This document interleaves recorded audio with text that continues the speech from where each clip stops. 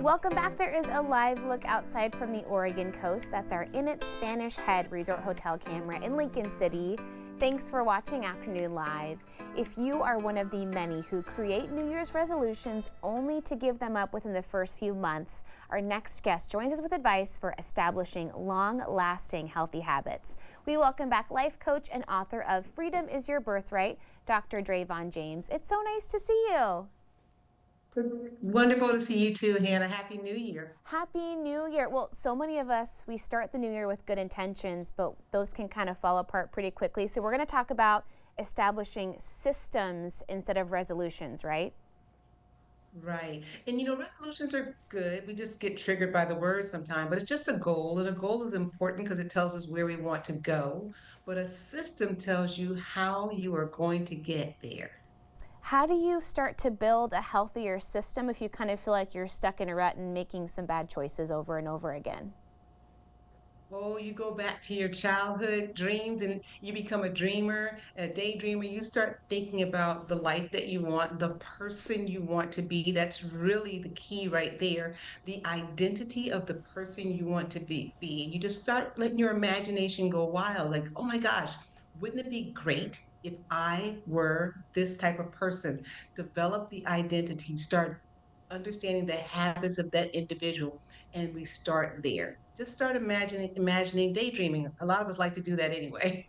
That's a good place to start, not very intimidating, right? We can all kind of pencil in maybe 5 minutes a day to daydream a little bit. What about the role that time plays in this? Maybe a lot of us kind of tether those goals to a certain time frame. Is that helpful, or does it kind of end up harming us?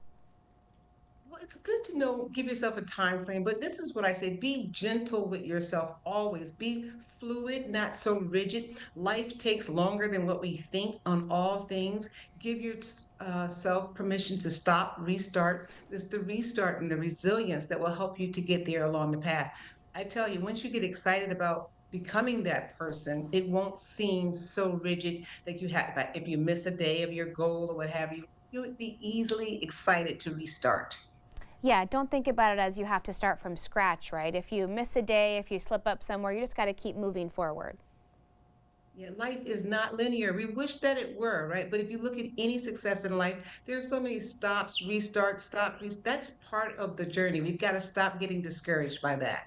What about tracking your progress? If you're establishing a new system, is there a way where you can kind of reward yourself along the way and say, hey, you're doing a pretty good job? I love that you brought that up because celebrating your small wins is so important. It sets your mind up for the next success. So celebrate those small. Don't wait for some huge accomplishment. The really small ones. I have a friend, for example, who has a goal to drink warm water with lemon first thing in the morning. I said, after you hit day 3, celebrate. That's so good. I mean, you think about even the simplest things, we can fall off of them from time to time. So you do have to give yourself that credit of, hey, I've done this X amount of days in a row, and that's more than I was doing before. Absolutely. And when that starts to feel like second nature, go the next step. Don't overwhelm yourself. Don't give yourself too many things to do at one time. Baby step yourself all the way to your intended goal. Do you think a lot of people, when they start that daydreaming process, maybe they do get some pie in the sky ideas about this kind of revamp of their life, and they forget that it does take those small steps to get there, and that's okay? Right. It does. Like people do. They get caught up in the daydreaming part. And I like that part. I want you to get excited about it. But then go back and do the identity part of it. What are the habits of a person who has this type of life, of this type of individual? Get excited about those habits too, and start with the easiest habit to integrate into your life. Are there certain things that you're excited for yourself or your loved ones in the new year?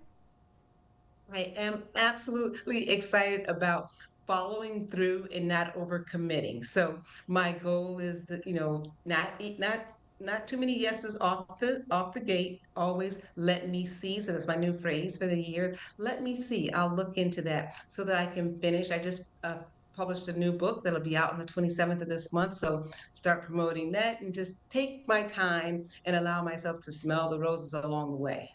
I love that. I'm so excited for you. Thank you for sharing that with us, and we'll see you very soon. Wonderful. Look forward to it. All right, Dr. Dravon's book again is Freedom is Your Birthright. We'll have more information on our website at katu.com. We'll be right back with more Afternoon Live right after this.